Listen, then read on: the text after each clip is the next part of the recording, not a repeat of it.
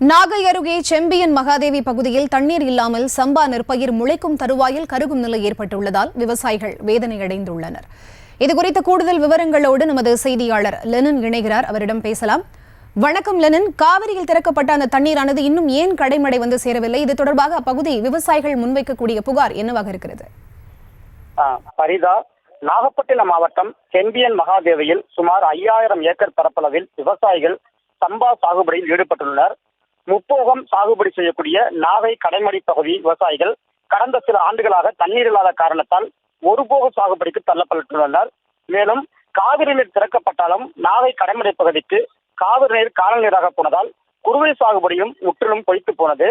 இந்த நிலையில் பருவமழையை நம்பியும் கடந்த மாதம் மேட்டூர் அணை திறக்கப்பட்டதை அடுத்து சம்பா சாகுபடிக்கான உழவு பணியை விவசாயிகள் தீவிரமாக மேற்கொண்டு வருகின்றனர். பெரும்பான்மையான விவசாயிகள் அதிக தண்ணீர் தேவைப்படாத நேரடி விதைப்பில் ஈடுபட்டுள்ளனர்.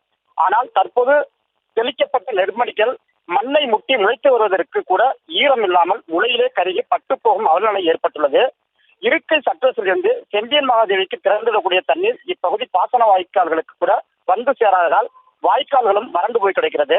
அவ்வப்போது பெய்யும் மழையை நம்பி 3வது முறையாக உழவு செய்து விதை நெல்லை வாங்கி நேரடி விதைப்பில் ஈடுபட்டுள்ள விவசாயிகளுக்கு மழையும் ஏமாற்றியதால் விவசாயிகள் மிகுந்த வேதனைக்கு உள்ளாகியுள்ளனர்.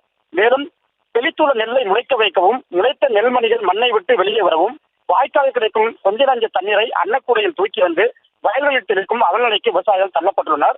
ஒவ்வொரு முறையும் ஏக்கருக்கு 6000 முதல் 10,000 வரை செலவு செய்துள்ள விவசாயிகள் இதுவரை 30,000 வரை செலவு செய்துள்ள நிலையில் தற்போது தண்ணீர் இல்லாமல் சம்பா சாகுபடியும் இல்லாமல் போய்விடும் நிலைக்கு இப்பகுதி விவசாயிகள் தள்ளப்பட்டுள்ளனர். இந்த நிலையில் தங்கள் பகுதிக்கு தண்ணீர் தந்தோடு கூறி விவசாயிகள் காய்ந்து கிடக்கும் தங்களது வயல்களில் இறங்கி போராட்டத்தில் ஈடுபட்டு வருகின்றனர். பொதுப்பணித்துறை அதிகாரிகள் முறை வைத்து மற்ற கிராமங்களுக்கு தண்ணீர் திறந்து விடுவது போல் தங்கள் பகுதிகளுக்கு உடனடியாக தண்ணீர் திறக்கும் என முழக்கங்களை எழுப்பினர். இப்போது தண்ணீர் விட்டால்தான் தெளித்துள்ள நெல்மணிகள் முளைத்து வளரும் எனவும், இல்லை என்றால் அடுத்த மாதம் பெய்யும் மழையால் அனைத்து மூழ்கி அழிந்து போகும் என கூறும் விவசாயிகள் உடனடியாக நீர்வளத்துறை அதிகாரிகள் தலையிட்டு செம்பியன் மகாதேவி பகுதிக்கு தண்ணீர் திறந்து கூறி கோரிக்கை விடுத்துள்ளனர். அதே போன்று வாய்க்கால்களை தூர்வாரியும் தலப்பு பகுதியினுடைய அரசுகளை எடுத்து விட்டால்தான் இந்த பகுதிக்கு தண்ணீர் வரும் என்றும் சொல்லப்படுகிறது. சரிதா, விவரங்களுக்கு நன்றி லெனின். செய்திகளை உடனுக்குடனும் துல்லியமாகவும் தெரிந்து கொள்ள சப்ஸ்கிரைப் பண்ணுங்க.